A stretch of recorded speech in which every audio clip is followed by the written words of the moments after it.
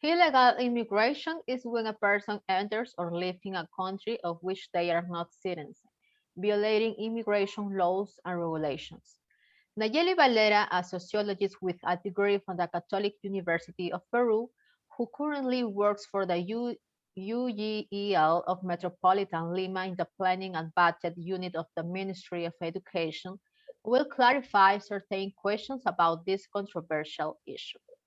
Good morning, Nayeli, and thank you for accepting our invitation. Thank you for the invitation. It's a pleasure to be here. Yes, of course. So let's start with this question. What are the main reasons why citizens leave their country? Mainly because there are weak labor system of precarious economic system. An example is Venezuela. Because of the inflation of a country, it is no longer profitable to live here. That's why many of the time looks of other countries in order to survive. Yeah. So why do people feel the arrival of migrants to their country as a challenge in the workplace?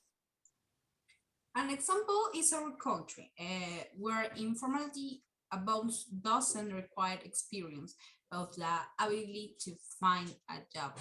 That is why faced with the arrival of Venezuelans, many are afraid to being fired. Many employers prefer informal work and not to make to profit. Yeah, that's very interesting for the audience.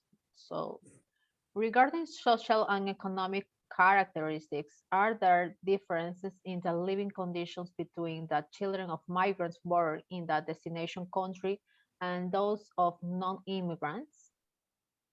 Yes, there are different anyway we talk mainly about migration of economics reason.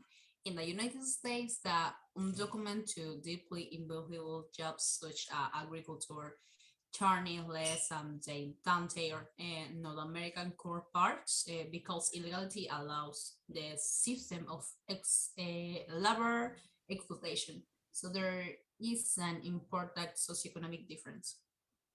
Apart from government offices, are there efforts to collect migration statistics from the private sectors of NGOs?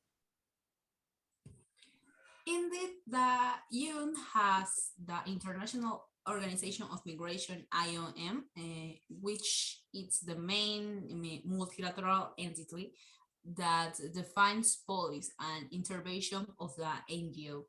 In Peru, there are a series of NGOs that work with the migrant population, mainly Venezuelan, but in the sense of Alabama property, they have a series of registers to transfer food or to work on the housing security issues.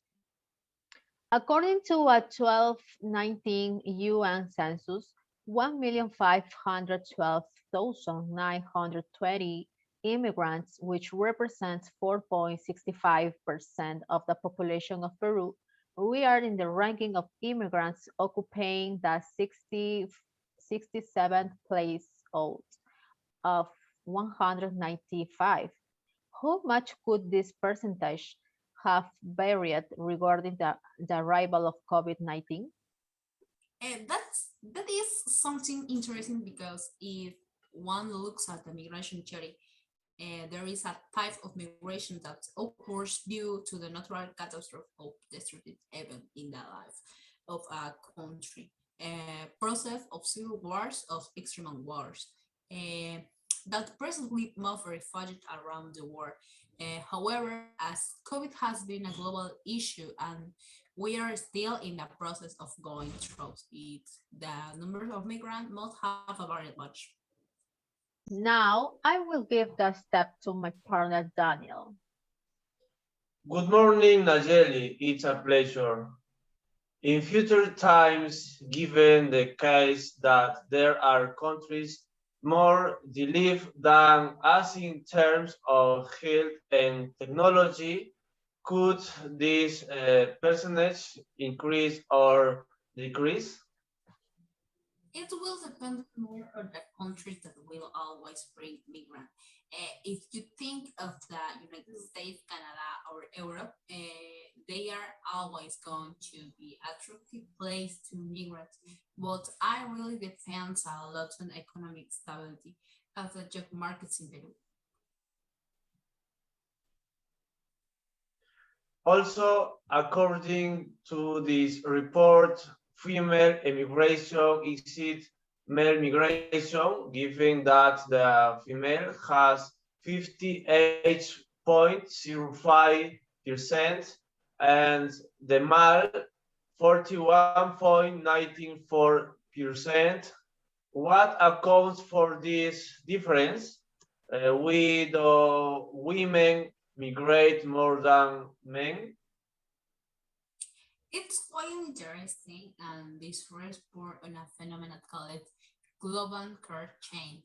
Since ancient times, there has been a division is the job where the man wasn't giant in productive and industrial job, and the woman in reproductive jobs at home. However, in our modern society, the fertility rate has fallen, and today's women only have one to two children. This has increased the percentage for of adults who require care. So women have greater health opportunities in these areas. Now, this large number of migrants is separated into two groups. Those who have been regular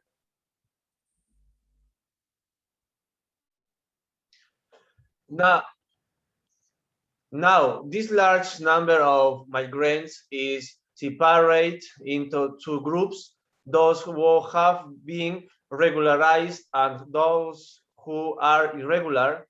So, asylum seekers who are rejected, could they be considered as irregular migrants or enter a dirt camp? They enter according to the classification that the World Organization for Migration has, the International Organization of Migration, IOM, in the third type of migrants called refugees, that is protected by human rights and international laws.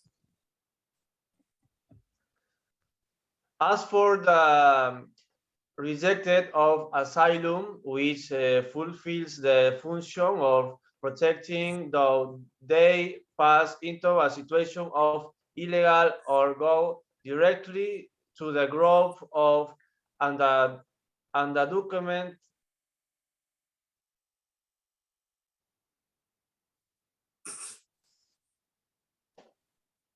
¿Qué Me fue? equivoqué, me equivoqué. As for the rejected of asylum, which fulfills the function of protecting, though they pass into a situation of illegal or go directly to the group of and the document which the advanced that they called could. No. And the document. And the document. Así, and the document. And that yeah. Chistosa. Oh, no. Undocument. Así, ¿no?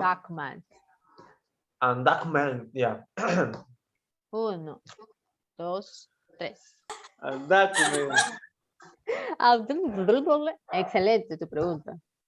Bien concisa. Undocument. Yo lo pausé.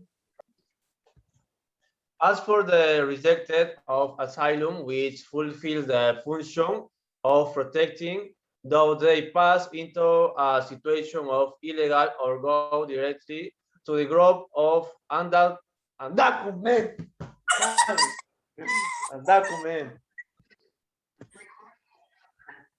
As for the rejected of asylum, which fulfills the function of protecting, though they pass into a situation of illegal or go directly to the group of undocumented with the advantage that they could easily access the documentation?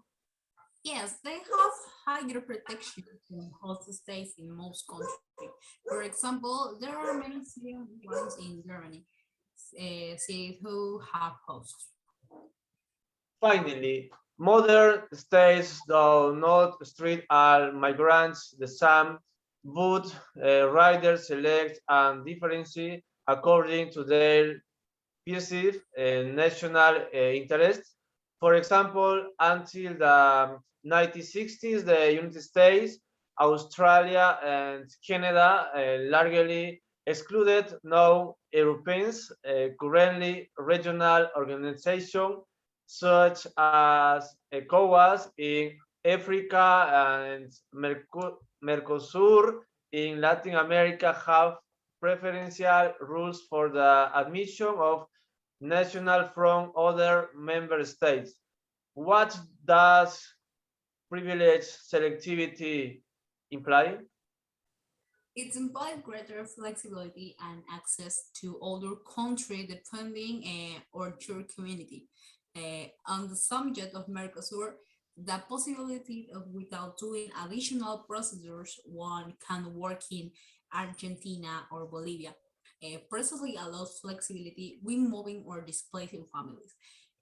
On the other hand, there are certain immigration policies that quickly affect certain migrants over others, such as the United States, which accepts attracts qualified people from other countries because it is convenient.